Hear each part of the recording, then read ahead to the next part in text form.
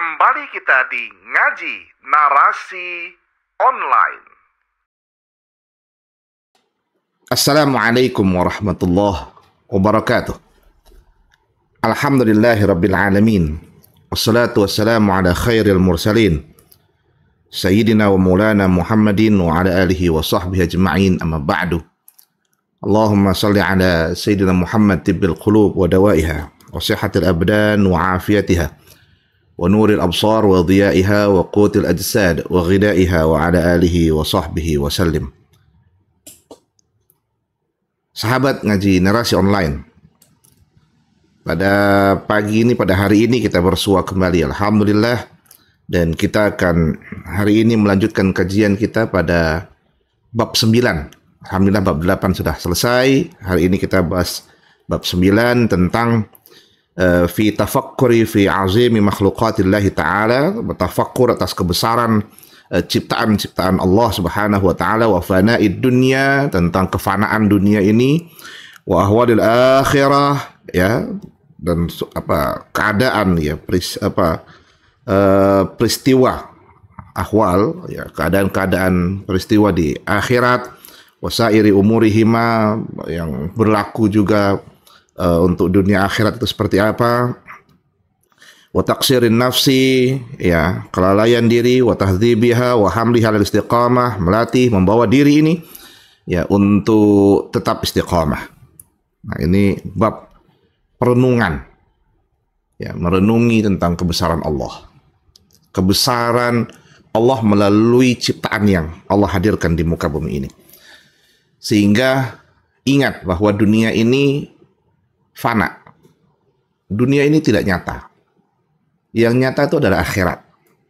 Dunia adalah tempat transit. Yang benar itu adalah pertemuan di akhirat. Untuk itu penting bagi kita untuk melatih diri ini agar tidak terjerumus dalam kesenangan duniawi, lupa akan kesenangan akhirat. Dan kemudian dengan perenungan-perenungan tersebut kita mampu istiqomah. Istiqomah, bab yang 8 kemarin, ya, bab istiqomah, kuat untuk terus menjalankan apa yang diperintahkan oleh Allah Subhanahu wa taala. Nah, oleh karenanya kita akan menyimak satu persatu, dan untuk itu jangan skip, simak sampai akhir agar manfaat. Qala Allah Ta'ala, Allah Subhanahu wa taala berfirman, A'udzu billahi minasy syaithanir rajim. Bismillahirrahmanirrahim. Qul innama a'izukum biwahidah an taqumu lillahi masna wa furada summa tatafakkaru. Surat Saba ayat 46. Qul, katakanlah, ya, sesungguhnya innama a'izukum biwahidah, sesungguhnya aku hendak memperingatkan kepadamu satu hal saja, ya, antaqumu lillahi masna wa furada, supaya kamu itu, ya, kita lah, ya, semuanya mampu menghadap Allah Subhanahu wa taala dengan penuh keikhlasan dan ketulusan. Baik masna wa furada, berdua-dua atau sendiri-sendiri. Ya. Summa tatafakkaru, kemudian kamu pikirkan hal tersebut. Bagaimana bisa menghadap Allah dengan penuh ketulusan, ya, dalam ibadah tentunya. Ya, qiyam di sini biasanya identik dalam keadaan sholat, baik sendiri, ya, berdua, maka hendaknya itu menjadi bahan kita semua sebagai jalan berpikir, jalan introspeksi diri, agar ketika bertemu Allah betul-betul dalam keadaan tulus, bukan ketika berdiri menghadap Allah sholat masih berpikir, aduh, ini anak saya, aduh, pekerjaan saya, harta saya, dan lain sebagainya. Nah, itu firman pertama mengajak kita untuk senantiasa berpikir. Dan ini adalah proses. Banyak orang yang pada akhirnya uh, berislam karena berpikir. Dan kalau kita baca itu, Nabiullah Ibrahim alaihissalam untuk bisa menemukan jati diri Muslim yang sesungguhnya, Nabiullah Ibrahim alaihissalam itu melalui proses berpikir yang panjang. Melihat bulan, ini Tuhan, oh ternyata bulan pas siang hari hilang. Melihat matahari, oh inilah Tuhan hebat besar ketika malam hari hilang. Melihat bintang-bintang, ternyata ketika siang hari hilang. Nggak ada satupun. Akhirnya apa? Allah lah Maha Kuasa. Proses berpikir itu penting dalam beragama. Maka agama itu amat rasional. Beragama itu harus rasional. Ya, maka berpikir tentang ciptaan Allah, tidak akan mungkin ada ciptaan kalau tidak ada yang mencipta, dan tidak akan mungkin ada ciptaan menjadi pencipta. Maka pencipta itu ya. Ini dalam kajian tauhid. Nah, oleh karenanya melihat seluruh makhluk Allah termasuk diri kita, bayangkan kebesaran Allah dapat nampak dari makhluknya. Itu penting untuk kita talaah.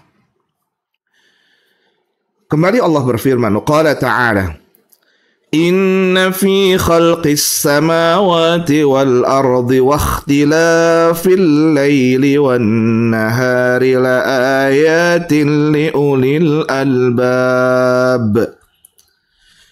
لآيات لأولي الألباب الذين يذكرون الله قياما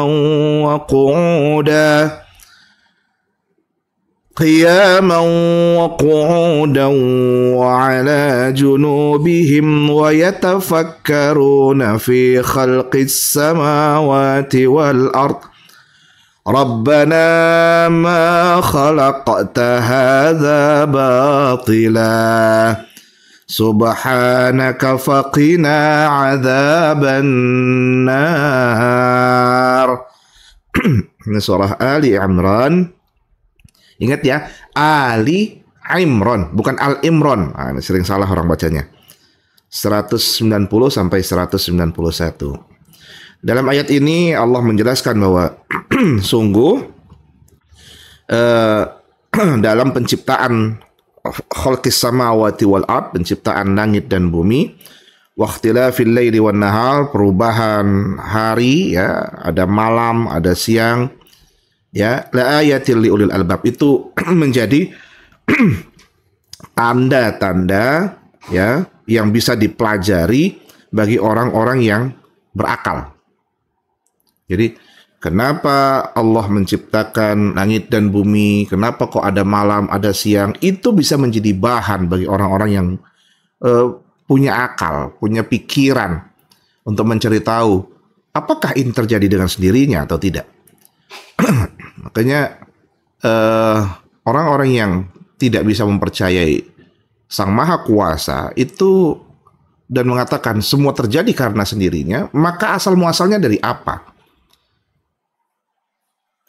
Disinilah kita menjelaskan dalam ilmu tauhid ya, bahwa huwal awwal, hanyalah Allah itu yang pertama. Nggak ada yang sebelum Allah, dan Allah itu ada selamanya. Ya, Allah itulah yang akan ada selamanya karena Allah Sang Maha Kuasa. Sedangkan yang lain itu baru tercipta, dicipta.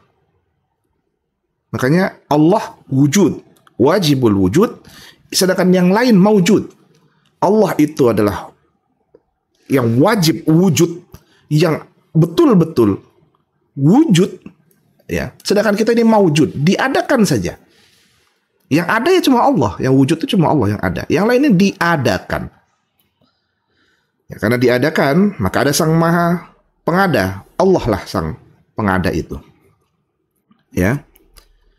Alladzina yadhkuruna Allah qiyaman wa qu'udan wa 'ala junubihim wa yatafakkaruna fi khalqis samawati wal ardh. Nah, itu orang-orang yang mengingat Allah ya sambil berdiri, duduk ya, qu'ud, duduk, wa 'ala junubihim, berbaring Ya, dan wa yatafakkaruna fi khalqis samawati, senantiasa berpikir tentang penciptaan langit dan bumi. Nah, pada saat itulah akan muncul, ketika dia berpikir, dia akan muncul dalam sebuah ungkapan, Rabbana ma khalaqta hadza batila subhanaka faqina adzabannar. Wahai Tuhan kami, ya, tidaklah engkau menciptakan ini dengan ya batila, kebatilan, kesia-siaan. Ya, maha suci engkau, subhanaka faqina adzabannar. Maka peliharalah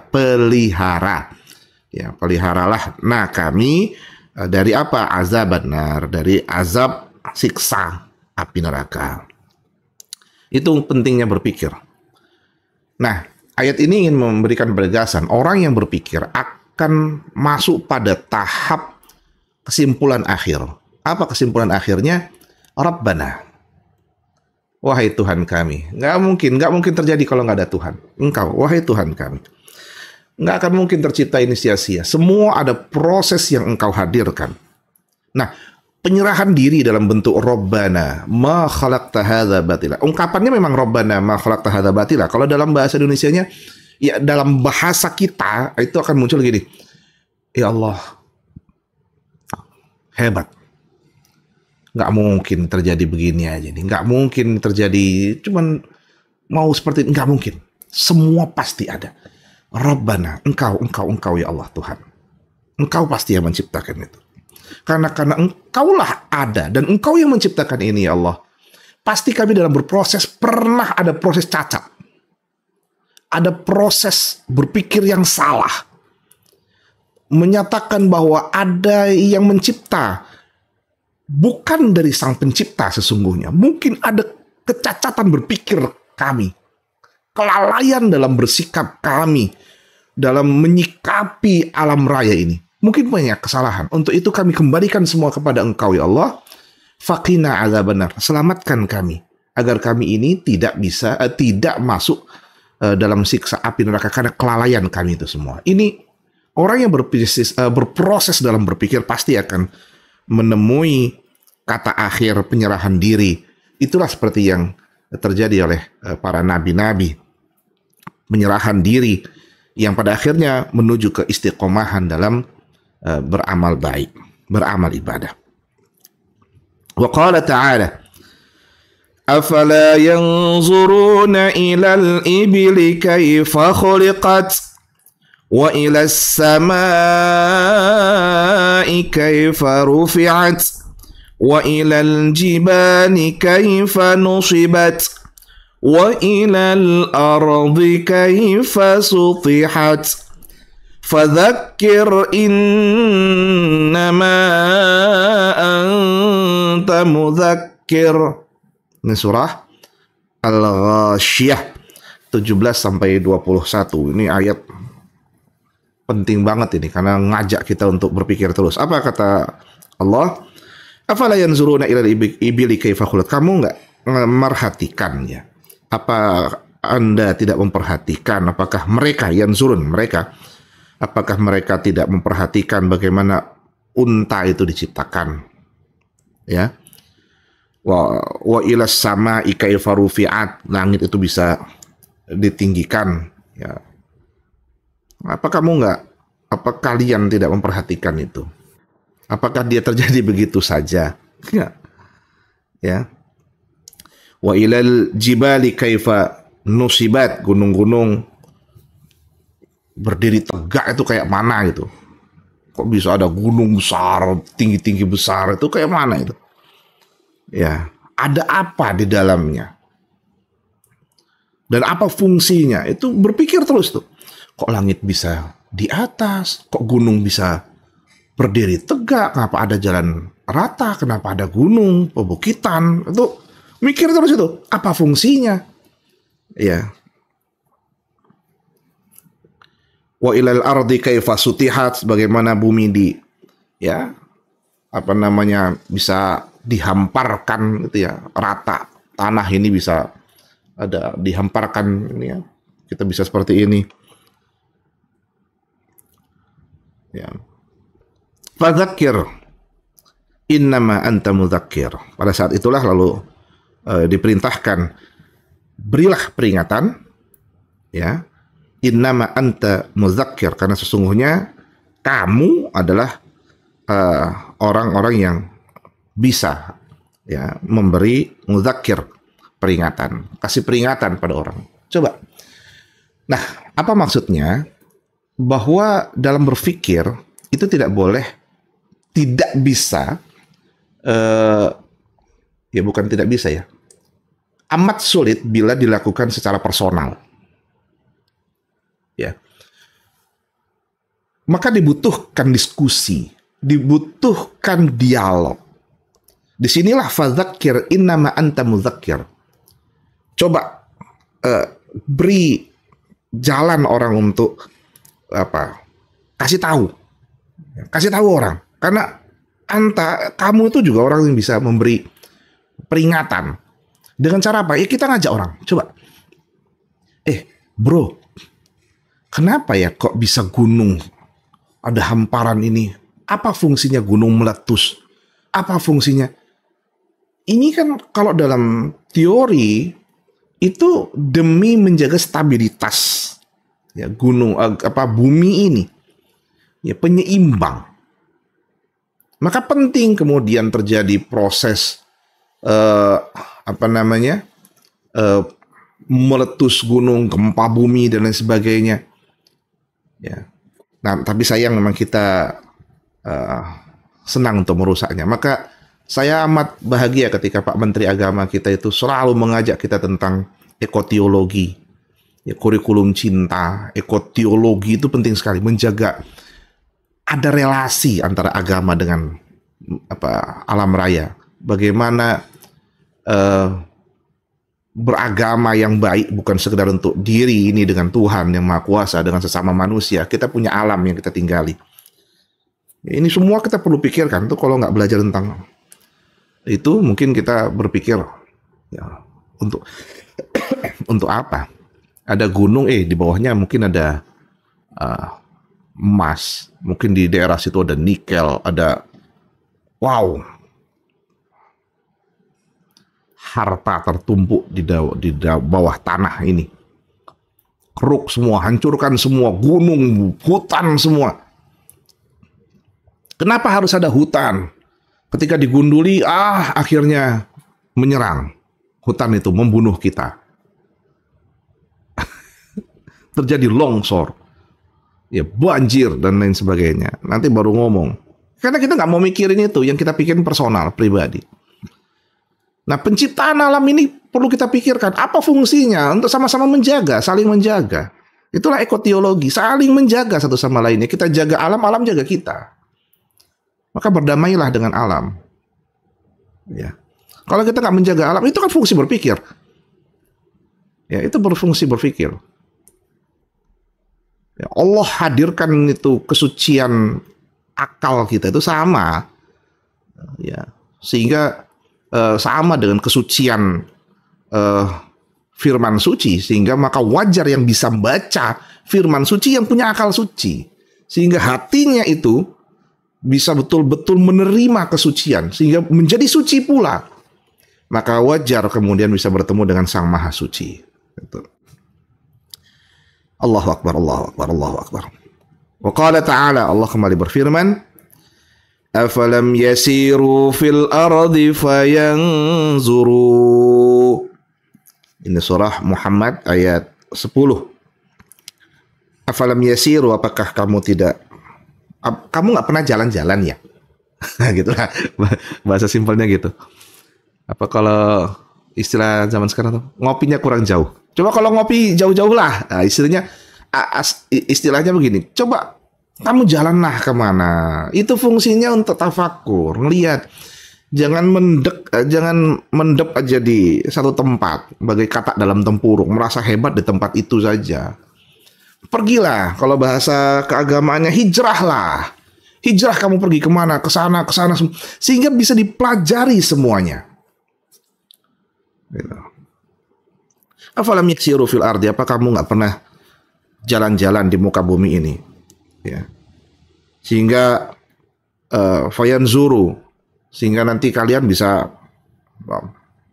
memperhatikan apa yang ada di dalam alam raya ini. Bisa memperhatikan, oh, pernah ke Jogja, ke Jakarta, ya, ke Lampung, ke Palembang, Kalimantan. Kita ngelihat, Masya Allah, Subhanallah, ada yang datar aja, kayak di Kalimantan. Ada yang gunung-gunung terus kayak di Manado ini, aktif gunungnya aja banyak di Sulawesi Utara ini. Ya, ada orang yang ternyata tempat pusatnya orang untuk melihat kenyamanan, kesenangan duniawi dan lain sebagainya. Ada tempat-tempat yang orang cuman pengen ibadah. Dan ketika kita melihat itu semua, kita akan memperhatikan ada yang baik, ada yang buruk. Fayanzuru itu betul-betul kita nampak dari nazar kita ini, ya, mata kita ini, lalu kemudian tersimpan dalam memori kita bahwa pertemuan itu akan ada yang namanya baik, ada buruk. Ada pertemuan dengan pertemuan yang baik-baik, ada pertemuan dengan yang buruk-buruk. Kelihatan semua itu. Itulah fungsi pembelajaran. Mau ikut yang buruk atau bisa mengambil yang baik. Fayanzur. Surah Muhammad ayat 10. Subhanallah. Wal ayat fil bab katsira. Ayat-ayat tentang ngajak berpikir ini sehingga kita mampu betul-betul istiqomah dalam beragama, ya, banyak sekali. Ya. Wa minal ahadis al hadis sabik. Ya, rakam ini tentang, kalau hadis tentang masalah ini banyak sekali. Ya, salah satunya adalah hadis di rakam situ wasitin, ya, 66. Tentang hadis itu adalah al-kayyis mandana nafsah. Orang yang kayis, cerdas, itu adalah orang yang mandana nafsah, mau senantiasa memuhasabah dirinya, ya, senantiasa mengintrospeksi dirinya. Nah, itu orang yang cerdas. Jadi orang yang senantiasa introspeksi diri, ya. Dan salah satunya adalah selain menelaah dirinya juga menelaah alam raya sehingga berpikir terus tentang kekuasaan Allah, maka itulah orang yang cerdas, orang yang pintar. Nah, sahabat ngaji narasi online, nah, bab 9 ini menjadi pembelajaran kepada kita semua, bahwa kita sudah belajar tentang taubat, ya, sabar, terus tawakal, terus sampai ke istiqomah. Itu semua wajib dilalui dengan cara berpikir. Ya, la dina liman la aqlalah. Ya, tidaklah disebut seseorang itu beragama kalau dia tidak menguras akal pikirnya, memikirkan tentang alam raya ini, tafakkur. Ya, bertafakur. Dan ayat-ayat tadi itu adalah pemicu sebagai apa istilahnya itu, ya, mengajak kita untuk berpikir. Itu hanya contoh-contoh sedikit saja. Bagaimana unta itu bisa ada, gimana gunung ini bisa ada. Itu sebagian saja. Masih banyak yang lainnya. Kalau sekarang misalnya, kayak mana kok akal kita bisa menciptakan akal baru dalam mesin yang namanya AI. Ya, sekarang tuh bahkan kalau kita baca itu sudah ada AI yang sudah bisa bohong. Loh. Lama-lama itu nanti film Transformer itu beneran itu loh. Saya mikir ke sana itu, ya, karena kita nih pencinta film. Ya, lama-lama kok Transformer itu Terminator. Ya, lama-lama kayak Terminator itu beneran itu. Lama AI sekarang itu sudah bisa ada yang belajar bohong. Jadi AI itu sudah bisa bohong. Nah, itu lama-lama dia jadi kayak kita. Kalau yang menguasai lama-lama mesin semua ini. Ya, kayak film itu tadi. Ya, Terminator, mesin yang menguasai nanti. Akhirnya kita perang dengan mesin. Nah, itu film-film itu yang kemudian menjadi pemicu pengetahuan untuk menciptakan A, B, C, D, termasuk AI. AI saja bisa diciptakan oleh orang. Pertanyaannya ada yang lebih hebat dari AI, ya orang itu sendiri. Nah, siapa yang menciptakan orang itu? Itu kan perlu kita pikirkan. Nggak mungkin orang itu ada sendirinya, karena hubungan suami istri lahir. Terus yang pertama,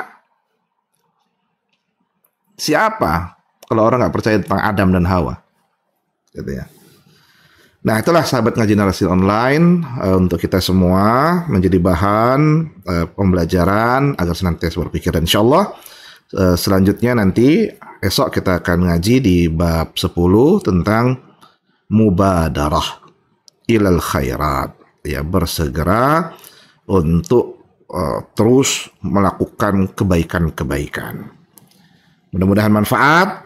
Ya, insyaallah kita ketemu lagi. Allah manfa'na bima 'allamtana wa 'allimna ma yanfa'una warzuqna 'uluman tanfa'una wahdina subulal salam wa sallallahu ala sayyidina Muhammadin nabiyil ummi wa ala alihi wa sahbihi wa baraka wa sallam wa faqana Allah jami'a lima yuhibbu wa yardah. Assalamualaikum warahmatullahi wabarakatuh.